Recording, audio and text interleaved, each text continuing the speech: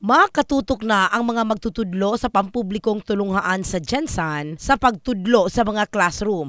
Human ang pagtanggal sa Department of Education kanila sa mga administrative tasks o trabaho nga walay kalabutan sa pagtudlo sa mga teacher.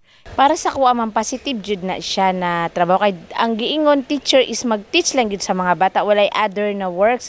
Pero karon mao nang ginaingon na multitask man gid ang teacher, so tagaan pag gid siya another na trabaho. Pero kung kwaon sa mas labing maayo jud pod. Kalabot ni ini magpagawas og department order ang DepEd alang sa formal nga pagpatuman sa direktiba. Ang mga admin task ang giabaga sa mga teacher nga usa sa mga reklamong sagad na dawat sa DepEd gikan sa mga magtutudlo sa nasud. Sa DepEd Gensan, una nang nakahire og 7 ka administrative support staff og padayon ang hiring sa kasamtangan.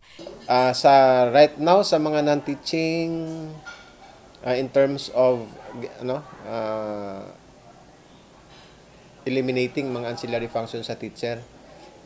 Hindi ko lang ma-account ang number of administrative officers. Kinanglan pa. May project development officers na nga nag-abot. Hiring ta, sir? Naka-hire ta bag-ulang. Actually, last week lang, mga 7. Okay. 7 ka PDO. Still pa ang hiring? Continuous pa. Ano mga requirements, sir? Usually, may civil service eligibility.